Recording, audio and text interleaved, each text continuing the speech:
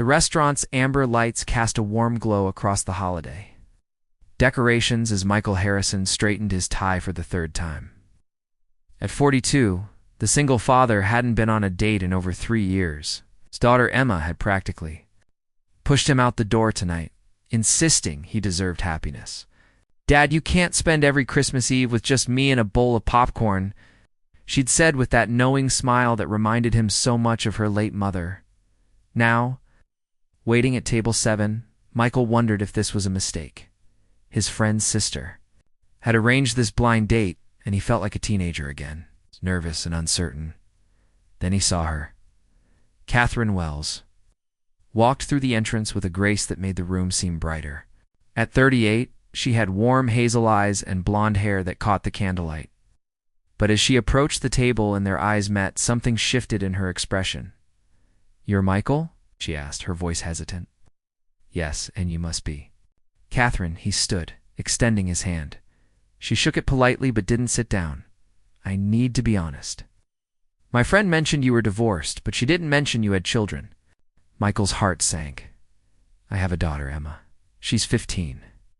Catherine bit her lip, looking away. "I'm sorry.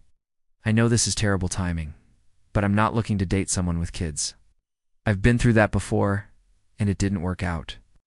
I should go." Michael nodded slowly, trying to hide his disappointment. "I understand. Thank you for being honest." As Catherine turned to leave, she paused. Something in Michael's eyes, a deep kindness mixed with quiet sadness, made her hesitate.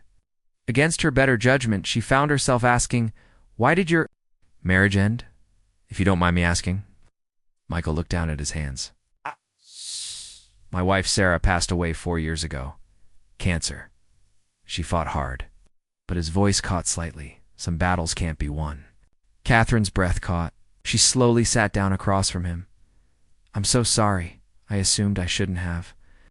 "It's okay," Michael said gently. "Most people assume divorce. It's easier to explain than the truth sometimes." They sat in silence for a moment, the Christmas music playing softly in the background. Catherine found herself unable to leave. "Tell me about your daughter." Michael's face transformed, lighting up with pure love. "Emma's everything. She's brilliant, funny, and has her mother's spirit. After Sarah died, it was just the two of us figuring out how to keep going. She makes me laugh when I want to give up. Reminds me why life is beautiful, even when it's hard." Catherine listened, seeing not just a widower, but a man who had walked through fire and emerged with his heart still intact. "What does she think about you dating? She practically shoved me out the door tonight." Michael laughed softly. "She says I've been alone long enough, that her mom would want me to be happy." "That's remarkably mature for 15, Catherine said. "She had to grow up faster than she should have," Michael admitted. "But she's still a kid. Still needs her dad to make terrible pancakes on Sunday mornings and help her with algebra, even though I barely remember it myself." Catherine smiled for the first time.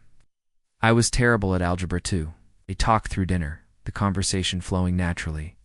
Catherine shared her own story of a painful divorce 3 years ago, her fear of getting hurt again, her carefully constructed walls. Michael listened without judgment, offering understanding instead of solutions. As dessert arrived, Catherine looked at him thoughtfully. "Can I be completely honest with you?" "Of course," Michael said. "When I walked in tonight and learned you had a daughter, I panicked.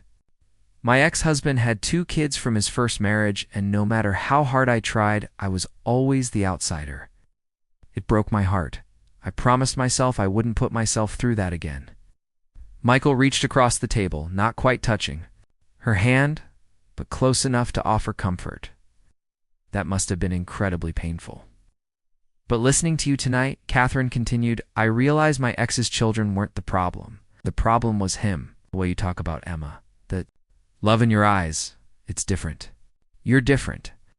"I can't promise it would be easy," Michael said honestly. "Emma has been through loss. She might resist someone new in our lives. But I can promise that anyone I care about would matter to both of us." Catherine took a deep breath, her heart pounding. She looked at this man who had endured unimaginable loss and somehow remained gentle. loved his daughter with fierce devotion, who sat across from her with complete honesty and no pretense. "Michael," she said softly, "I know this is our first date. I know it's crazy and impulsive and probably makes no sense." "What is?" he asked, confused. Catherine's eyes filled with tears, but she was smiling. "Will you give me a chance? Will you? Let me try to be part of your life, yours and Emma's. I can't promise I'll be perfect, but I promise I'll try. I promise I'll show up."